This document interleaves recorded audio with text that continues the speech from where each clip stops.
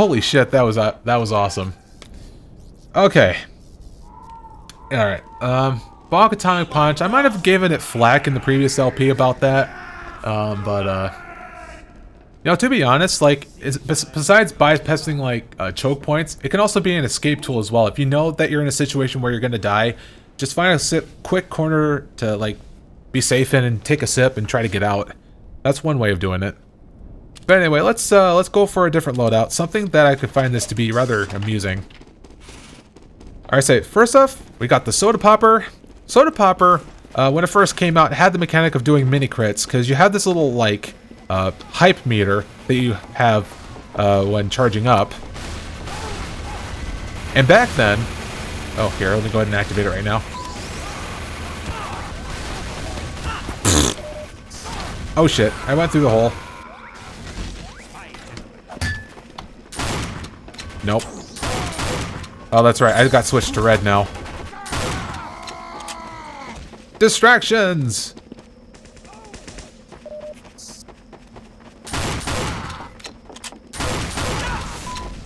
Very good.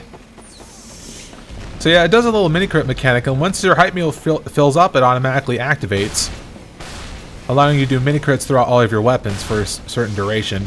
So to an extent that was kind of like overpowered, which for whatever reason I wasn't using it, so that's kind of odd. But now they changed it so that when your hype meter fills up, it doesn't activate right away, so you're willingly able to activate it whenever you want. I forgot I'm on red. Now what you do is you right click, and now gives you the ability to jump several times and fuck crits to all hell. Oh hey, I found a crate. So yeah, now it just does yeah, multiple jumps here. So it does kind of like similar stats to the Force of Nature, because it only has 2 clips. But reload and firing speed is pretty fast, but you know, clip size and all that. So alt fire makes you jump multiple times, and I think up a total like 5 times.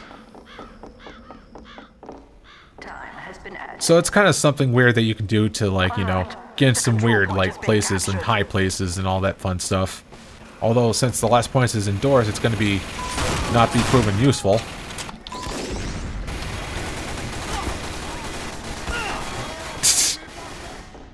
Well, except to disorient with the enemy team. But to pair it up with it is the Winger. And when it first came out... Wait. I forget, I'm on red. I was ignoring that demo for whatever reason. Anyway, to pair it up with this is the Winger. And it first started off as just less, like, clip size. So there's only 5 shots, but it does more damage. So it's really not all that reliable anymore in that regard back then. And you had that Natasha.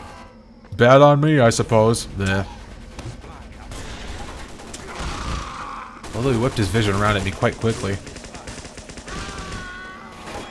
Now the Winger made it so that now it can assist you with jumps by having great jump height when active. So if you don't like the idea of, like, you know, damage and such, and like less clip size, you can still use it for the utility, so there's that at least. So having to pair it up with this makes it so you can just jump like really high and such. And last thing I have with the melee is the Fan of War. Upon hitting someone's marked for death. Pyro, you jerk. How the hell did I not see him?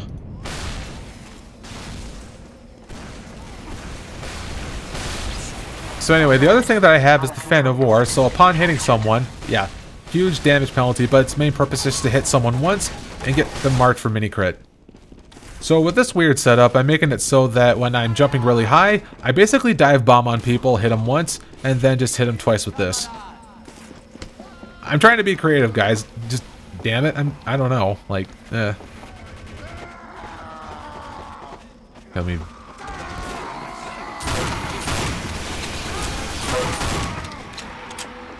Get out of there. Okay. Hype is up. Ooh.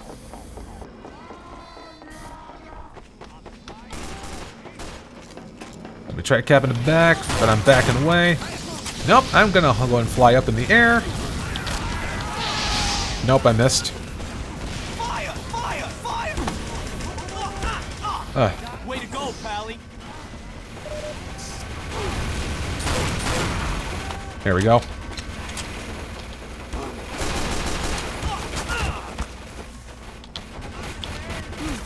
Yeah, thanks, Doc.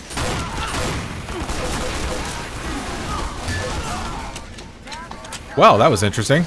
Then I got the follow-up shot on that. Well, let me try bypassing here.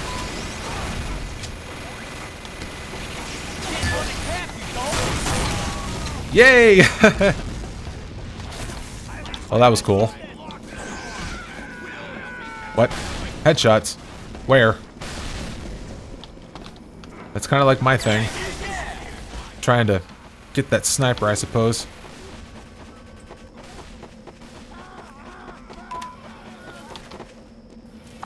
Not enough. Let me try this here. There we go.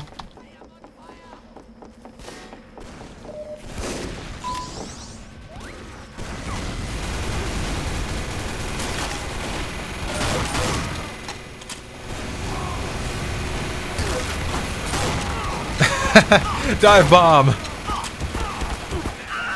Oh, damn it, I was around the corner. I hate that. Ah, fuck. Okay, that's enough about that Vera loadout. Let's go for another one. How about stuff with the Babyface Blaster? What else we got?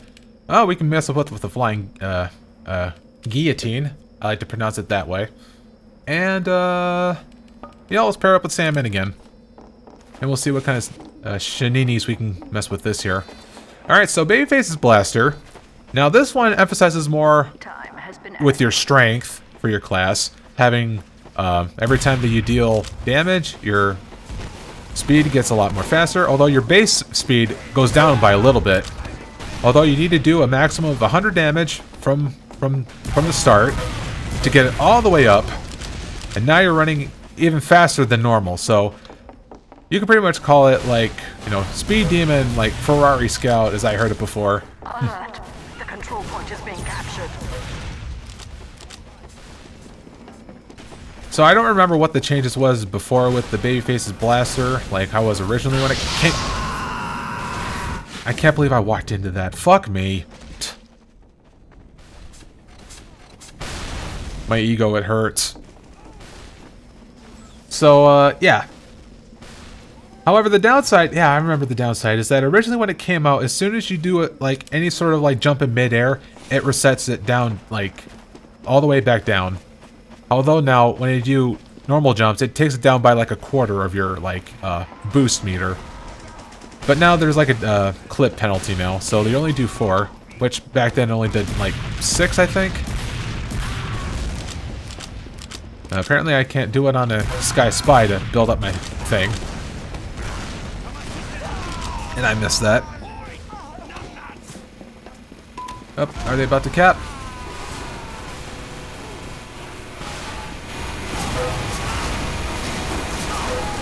There we go, I got someone with that. So yeah, it really emphasizes more on your speed to make you go, like, zoom around and, like, you make it really difficult for the enemy to get you. So if you like that idea, I say go for it. As far as I know, there's no damage penalty on this. As I'm pretty sure. Nope, I missed. Yep. Very heavy with enemies there. Alert! Our control Oh, point I'm gonna head back and stop that guy on the point. Although Soldier got him. And we got it. Okay. Alright, what else is on the stats here? Yeah. I think I pretty much covered that one. So anyway, Flying Guillotine. This one's a very interesting sidearm to have. So it's a projectile thing.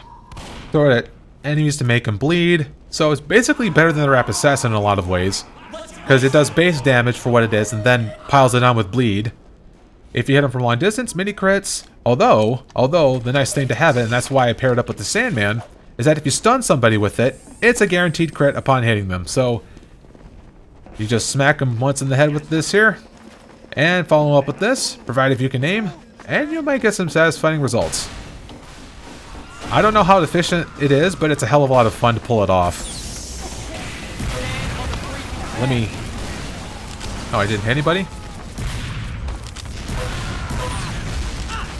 There we go.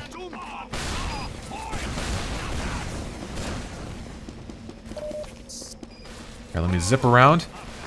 Hi, spy. Go face stab him. By that, our spy, I meant. And there's a demonstration of that.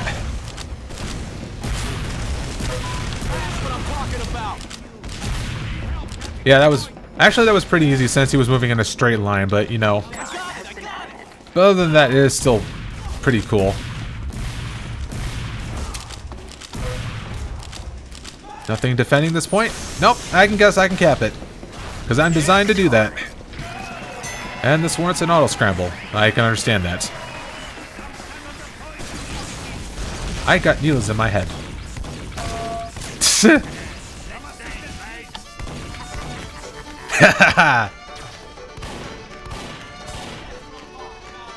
Alright, that was fun. Okay, what else we can do here? Because we only got like a few minutes left on this server. Yeah, pretty much when this server time is up, we'll go ahead and switch on over to another map, and then we can discuss about classes versus classes. So now, let's go ahead and talk about... yeah, pretty much the last one in the lineup here for primaries is the Backscatter. What else we got? What else was there? Oh, I guess... no, we can't do Criticola because that would be kind of redundant to have that equipped. We'll have to do it on the next map, I suppose. And the other one... sure, Atomizer. Let's go with that one. Alright, so latest in the update from TF2, straight from the Love and War update, is Backscatter. So upon hitting someone in the back, it does mini crit. So you really have to make use of flanking somebody in order to maximize its damage. Although the accuracy on this thing is very wide, so trying to do shit at like medium range is like not all that easy. Oh, come on, medic, we're bros. Leave me alone. Eh. Jeez, medic.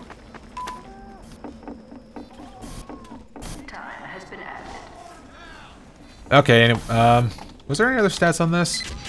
Yeah, clip size and around critical hits less accurate, pretty much. There you go. Oh, nothing. Quite the talkative, unusual wearing medic there. I mean, that guy's a bro.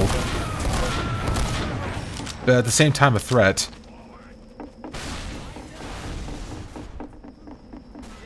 There we go. Got around them. I'm gonna show it on this soldier.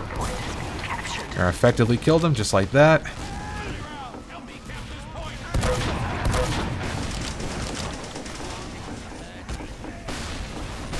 Nope.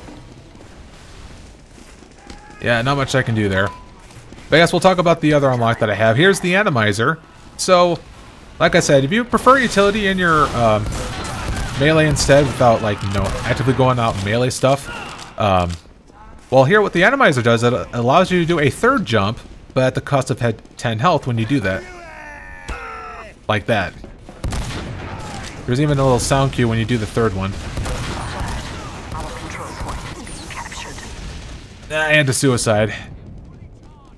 That sort of stuff. And yeah, that happened. Now with 4 minutes left in the server, I don't even think that they're gonna permit another round. Since 5 control point minutes can last quite a bit of time. Yep, there we go. And there I am, topping on the charts with like 11-11, or 1-1-1. Alright, next map. Alrighty guys, map changed, and now we're on to a different game mode that I haven't showed you off yet. This here is Capture the Flag. If you're familiar with that classic game mode, all you have to do is go to the enemy base, capture their flag, and bring it back to your base. Simple as that. Although in this case, we're getting ourselves the intelligence. Alright. So anyway, the items that I'm rolling out here is the Criticola, which I'll try and demonstrate right now. So now I'm able to do mini crits upon drinking, but I get dealt with more damage. So with this here, you basically want to go ahead and prep yourself up by going around the corner, and then having to go around and flank, and then shoot somebody with it. Just so that nobody can, you know, get the advantage off you, you know, take advantage of the increased 10 damage to you. Mad Milk would have been helpful for him right now. And the other thing I have with me is the Candy Cane. Upon killing someone, it drops a health pack, a small health pack. But the nasty thing is that you're more vulnerable to explosive, which is nasty. But how did I pick that up? I was overhealed.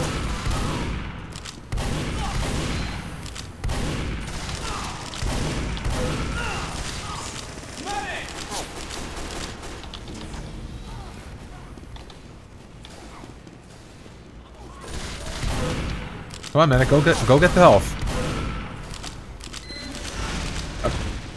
Well, the bonk fell off. Oh, this is going to be interesting.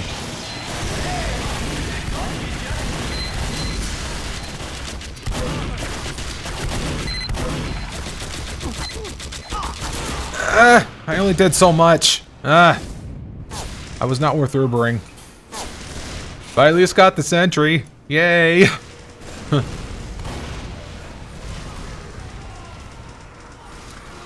But anyway, that's enough about that. Yeah, do that for flanking stuff. Oh, you'll still get more movement speed when you do that too. So there's that. So let me go back to pistol and actually go back to, I say the bat, you know. Or I can just do the bat out of hell or something like that.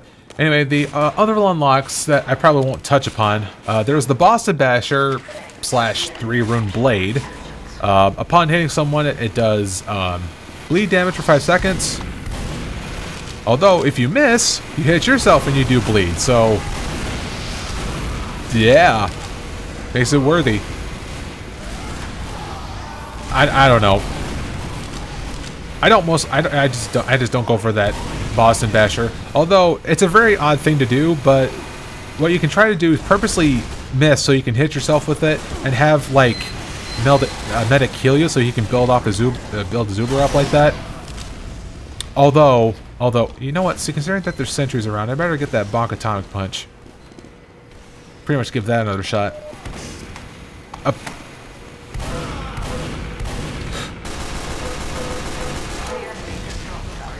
Now I gotta defend this with my life instead of getting the punch. Change of plans. And the other one is Sun on a Stick. You really have to depend on the pyro or some weird source of like getting fire damage from something to make use of it. So it's like the Extinguisher. You get full crit if you hit a burning player, but it's less damage. So it's a gimmick weapon. Don't touch that. So it's very weird. But anyway, I do so believe that's all the stuff that we covered for the weapons. So let's talk about classes versus classes. So, against another scout, those 1v1 situations can definitely be very heated up on account of, you know, you both move very fast, very high adrenaline, sort of speak.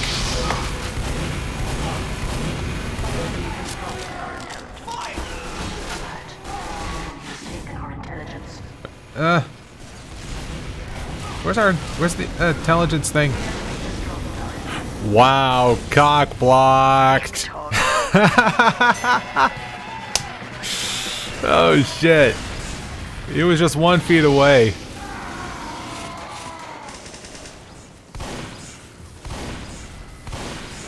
But that's cool, we got it.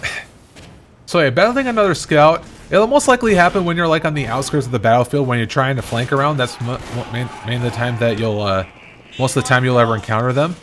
And really, it all comes down to has like the better aim and dodging, and it can definitely be very heated.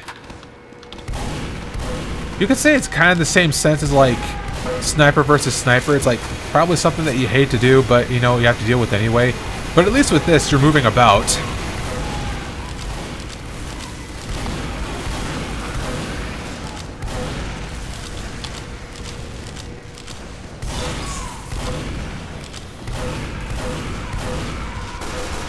There we go. Alright, so against a soldier, it's basically as long as you're pretty much like airborne, you'll be able to like avoid all of the rockets most of the time, because you'll want to try to depend you being on the ground most of the time in order to do like splash damage to you. So you'll have a better chance to win against soldiers. Some soldiers, yeah, actually will try to go ahead and predict where you're going to land after you do a double jump. Making it easy to follow up on that to get you.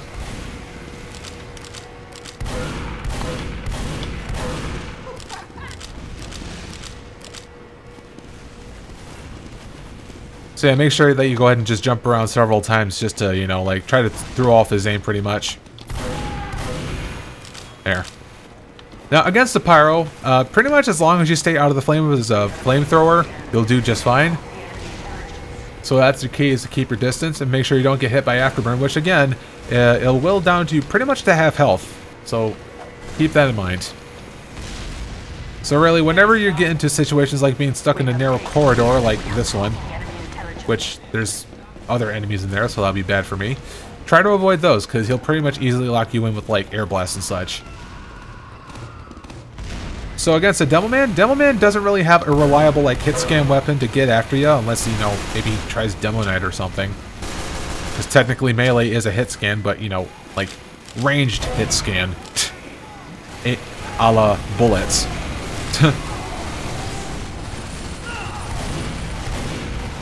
I don't know what hit me there, but I'm getting out. So it really has no reliable hit scan of the melee, so getting in closer is pretty much ideal. Though, of course, if he does land the pipes, sure, he'll do self-damage, but of course, you have less health, and he has more, so he might be able to survive after that. No? Oh, wait.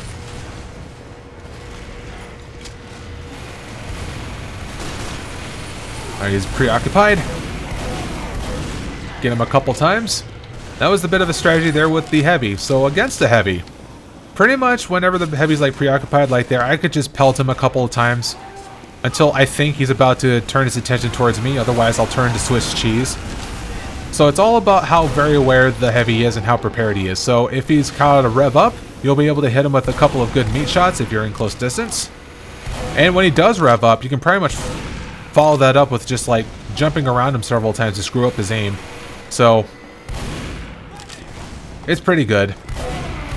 When he is revved up though, you're going to have to keep your distance. There you go. Oh yeah, that's right. Gotta get the Bonk Atomic Punch. Let me go get that out. So yeah, sneak attack is pretty much best option. Now, an engineer. This is pretty much something I'm trying to counteract right now. No, let's get the Vintage stuff. Vintage stuff tastes better. Now, first off, on his own, he's identical to you because, you know, weapon-wise, kind of, sort of speak. He's just slightly slower. So, since you have the movement speed, you'll be able to do stuff about it.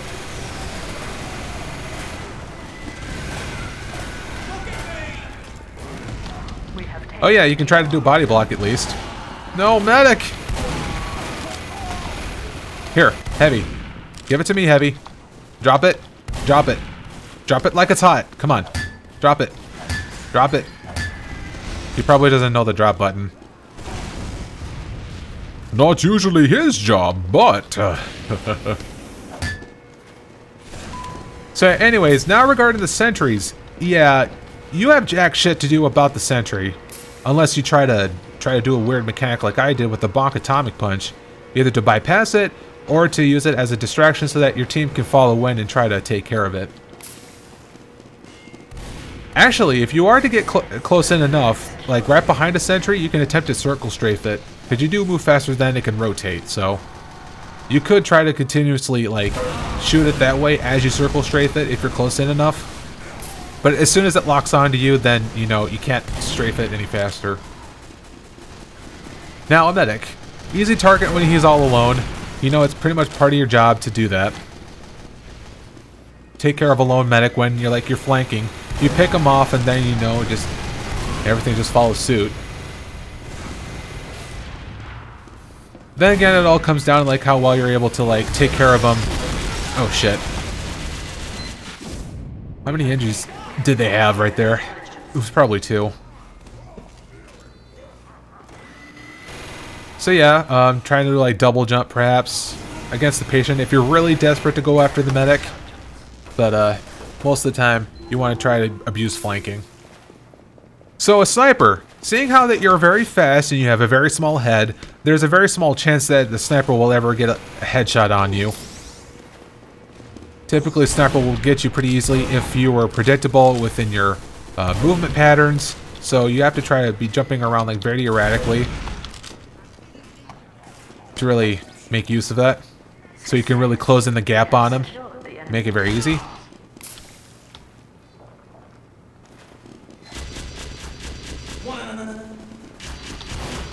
Okay, the engineer decided to back off.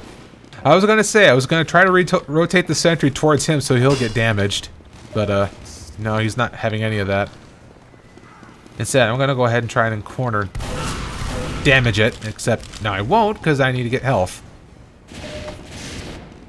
Oh hey, the cavalry has arrived. Give me a second, guys. Gotta wait for this to recharge. Okay. And follow me in. Get it, guys. Yeah, there you go. So yeah, most of the time you'll be able to take care of a sniper pretty easily, although, you know, sad days would happen if, you know, he gets a headshot on, because, you know, it's hard to do that. You know, there'll be all happy days for him and sad days for you. Now, against a spy, it's pretty uncommon that he's going to be able to backstab you. The only time that I'll ever do is if you ever backpedal by accident up into him by accident. But even then, once he's revealed, you'll be able to easily succeed in like 1v1 scenarios. And if you ever want to try to chase him down, well, you can always try to use Mad Milk. And probably even like the decently spread out like scattergun can try to find him pretty easily, since you're able to catch up with them. Hell, even the Boston Basher, to make him bleed, will probably help out try to reveal him, so to speak. But with that, that's all classes versus classes, and that's it for, you know, this class itself. You know, after all this time, I could use some chicken. Yes.